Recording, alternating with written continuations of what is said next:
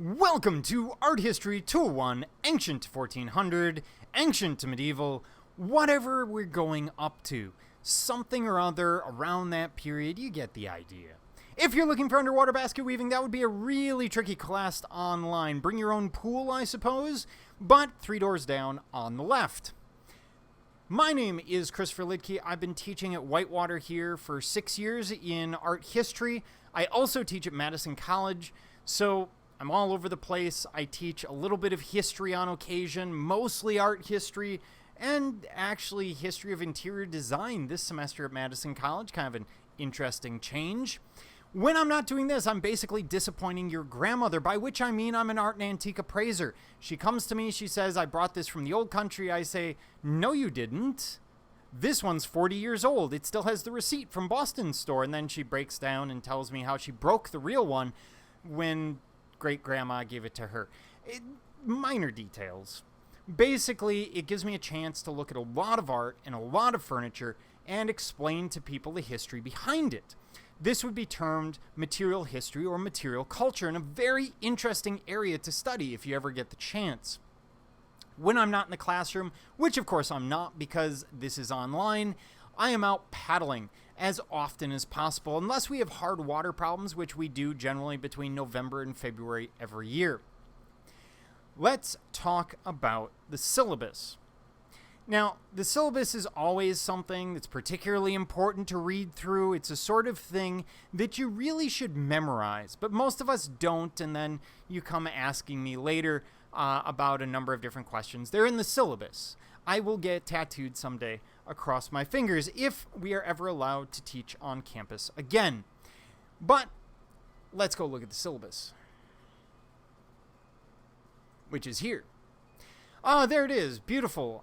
So there's the instructor. It is, of course, there are no office hours this year. It is online.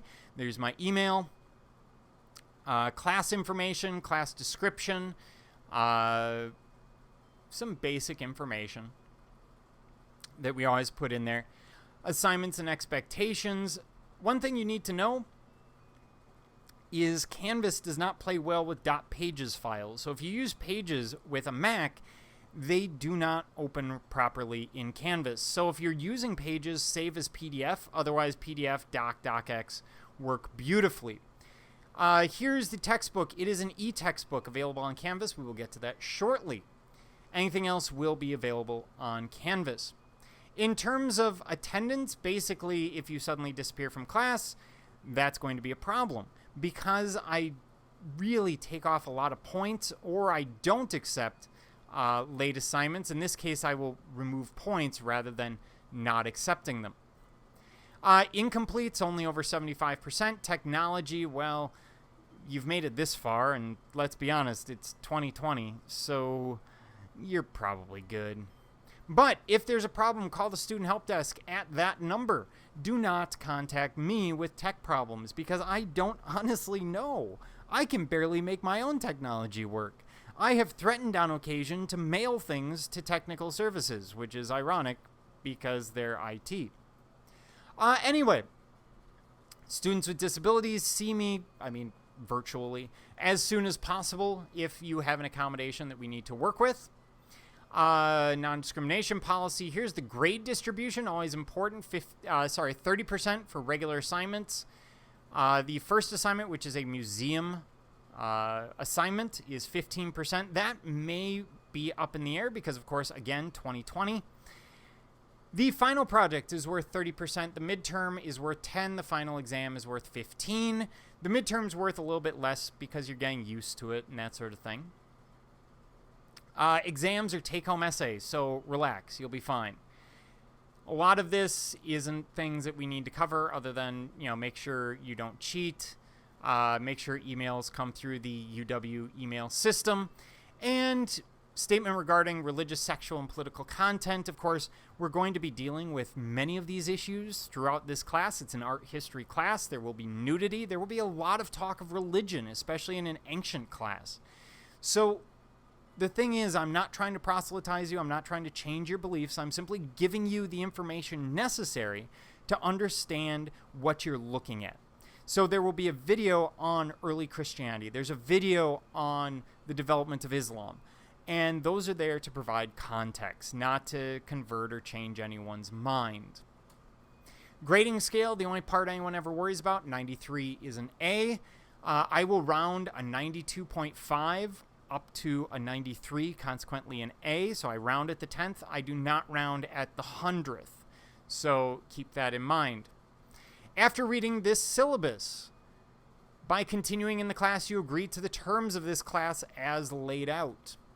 Here's the schedule. It is subject to change and frequently does, usually because I come across new assignments or new ideas from other faculty members, and then I steal them and use them in my class whenever possible.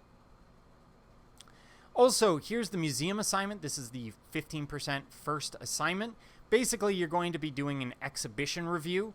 Now, given the circumstances of 2020, this may well turn into a virtual exhibition review, and I will provide some information on that as we move forward. If at all possible, I'd like you to get to a museum, but again, this is 2020. There will be a virtual option available to you. We'll go through that more when we get closer to it.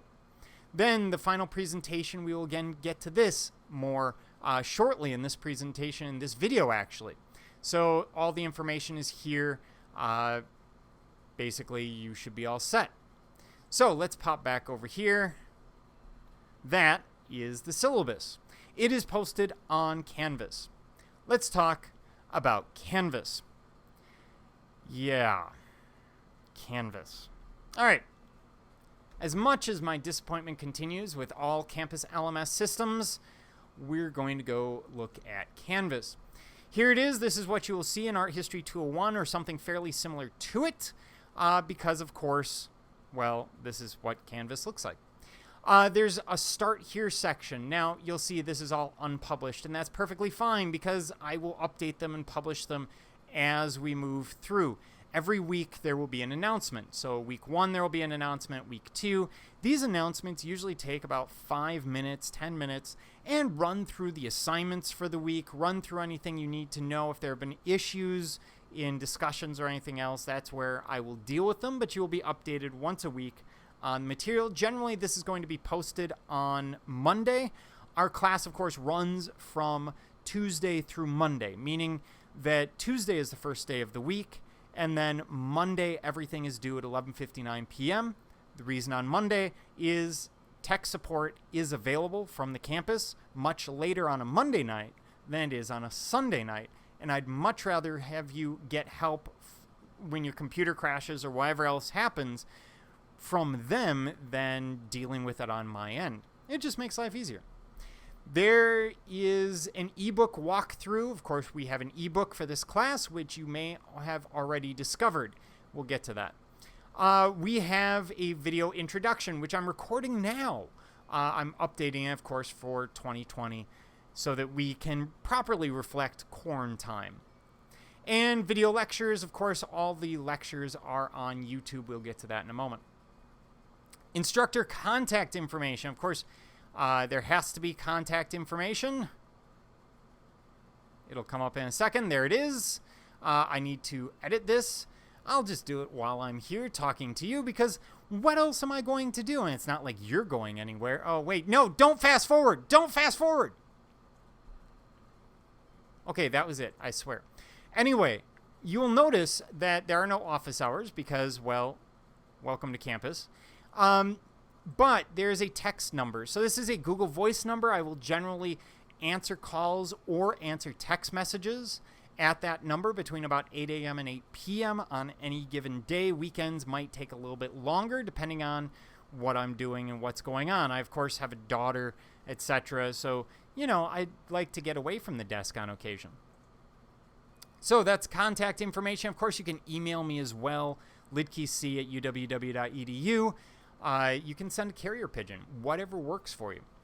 The textbook is an e-textbook. Yay! Here's some information, the unlimited student dashboard from Cengage, the technical support from Cengage. I don't understand how the textbook works from their end, so keep that in mind.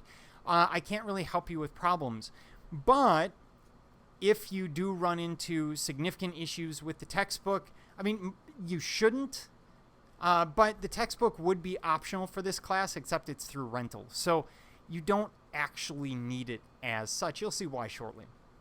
There's the syllabus. We talked about it. It will be updated. Here is the final project. We'll get to that shortly.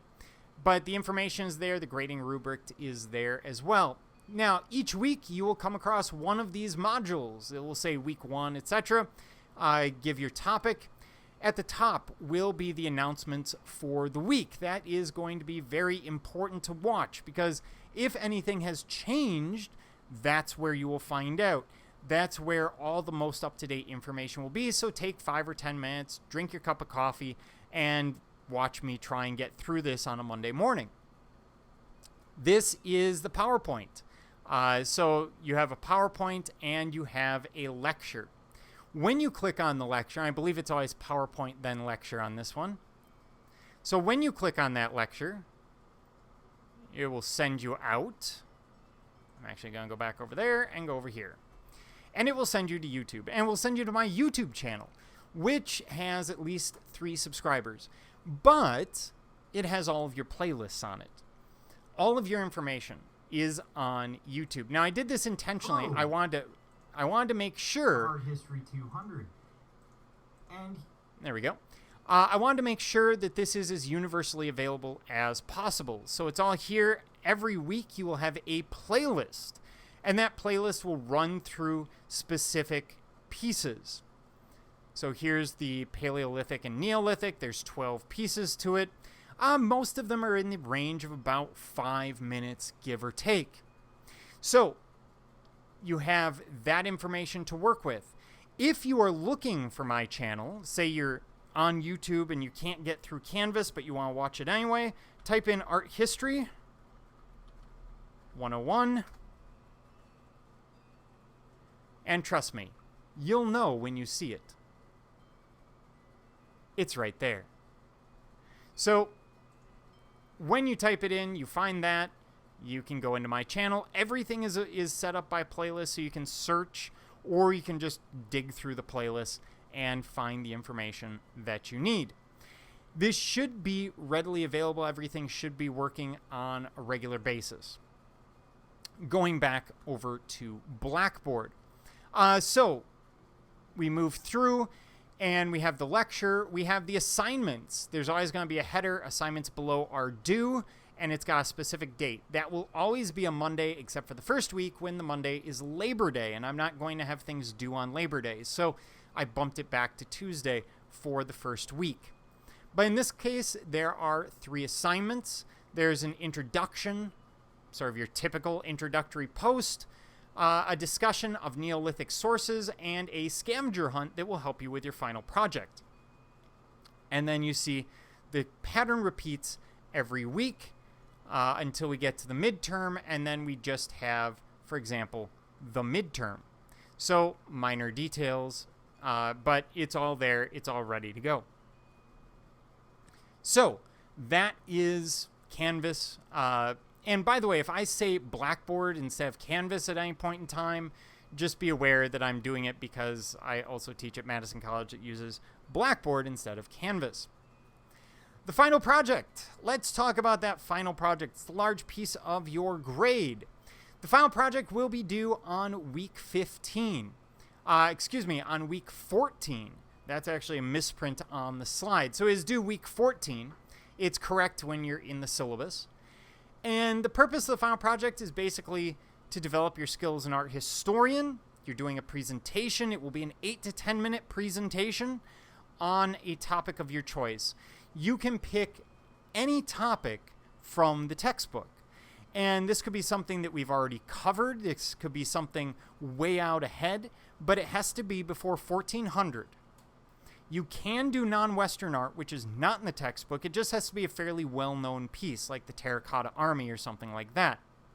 And we'll go through this as we move through the various steps, such as the topic paragraph, which is due week 2, the annotated bibliography due week 5, progress report week 9, outline week 12, and the final presentation is actually week 14 once again. The presentations have to be made online. Unlike some other art history courses, I want to focus on presentations here because we live in a period of time where that becomes a more and more useful skill. It's not that writing isn't important. It's that presentations are something that we don't do a lot of in art history. Now, for this, you can work individually or in groups of up to 3. And basically what you're doing is you're taking a piece. Let's take, for example, the Great Sphinx. And you're trying to find enough research, at least 5 sources, of which one must be a scholarly journal article. But you're finding at least 5 sources, and you're using that material to go beyond what I present in class. Now, in some cases, you can get a topic that's way too broad, like the Parthenon, where there's so much out there that you actually have to boil it down and focus on one part of it. Whereas other topics, well, you can deal with the entire building, the entire painting, whatever your topic happens to be. As I walk you through this, the idea is that even if I'm very critical of you in these various stages, and I will sit there and rip people to shreds a little bit on these, my goal is by the time we get to the final presentation, hopefully everyone gets an A or B on the final presentation because we have walked through this process all throughout the semester. Exams. The exams will be online. They're actually that's a misstatement. They're basically essay exams. And here, I'm going to show you a picture of my daughter to cheer you up as I talk about this. They're essay exams. So you will get some short answer and some essay, or you might just get essay.